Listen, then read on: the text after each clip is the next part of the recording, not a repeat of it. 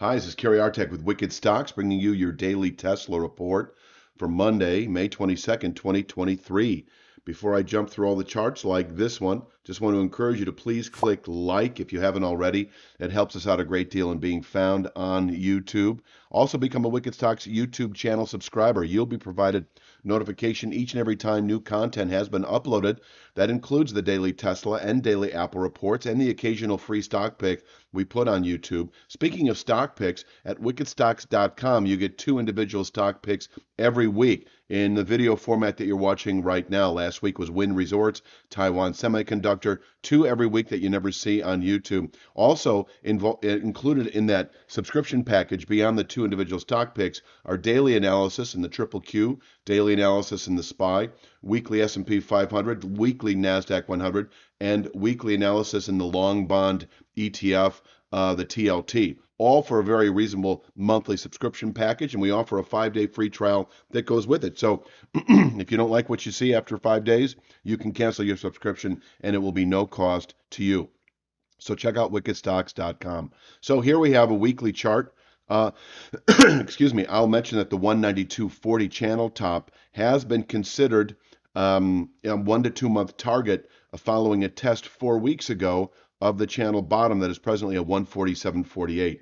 So these are weekly levels, 147.48. We tested a month ago. We came off of it. And following that test, 192.40 remains a 1 to 2 month target. I'll go to the daily chart and really show the same structure, 147.81, above which 195.17 on the daily chart. You can see it up here, remains a 1 to 2 month target.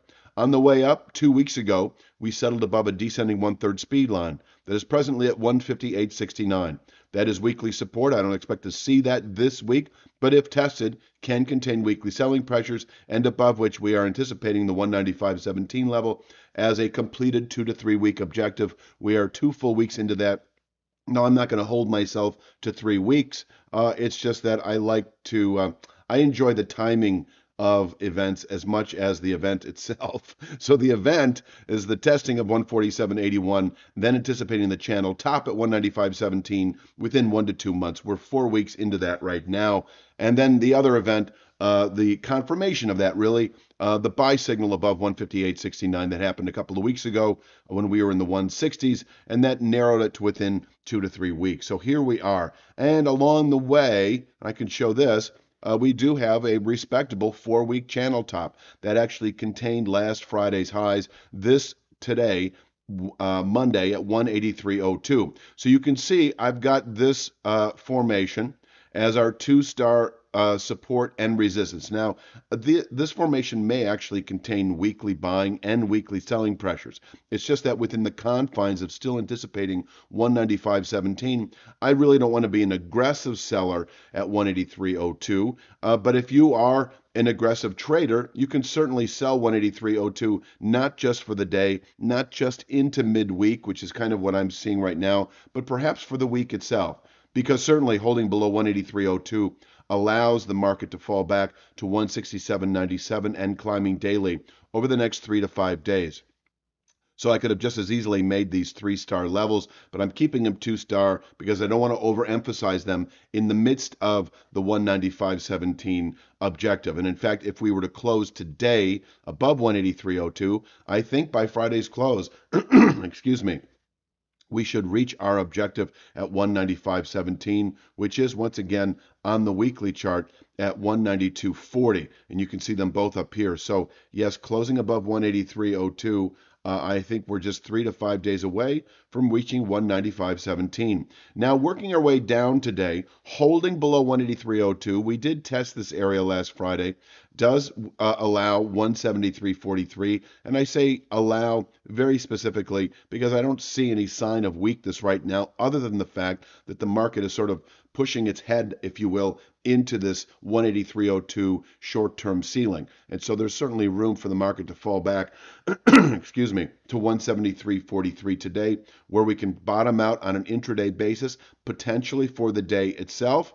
If we close below 173.43, then the 167.97 level is expected tomorrow. So once again, with 173.43, these weightings become a little subjective. I could have easily made that a session containment level, certainly well suited for aggressive day traders. So selling 183.02, buying 173.43, whether that's liquidating the short position or actually going long on an intraday basis. I will say though, if we do close below 173.43 today, 167.97 in reach today. Now, of course, there is the chance that if we break 173.43 today, especially early for whatever reason, showing weakness right out of the gates, if we break 173.43 in the morning, 167.97 is certainly in reach on an intraday basis. That would be a meaningful sell-off for the day. 167.97, well equipped to contain selling into middle week, later week, possibly for the week itself. And if we close below 167.97, then I think within several days, 3 to 5 at the most, we revisit this 158.69 speed line where we can actually place a weekly low.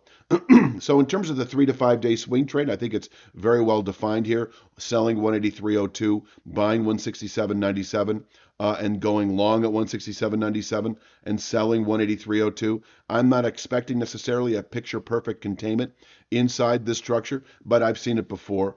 It is expected, it is anticipated as an eventuality, a settlement above 183.02 or this formation, not necessarily that number today. But if today, once again, if we close today above 183.02, 3 to 5 day target to 195.17, which is an objective anyway, 1 to 2 months above 147.81, and 2 to 3 weeks above 158.69, and then 3 to 5 days above 183.02.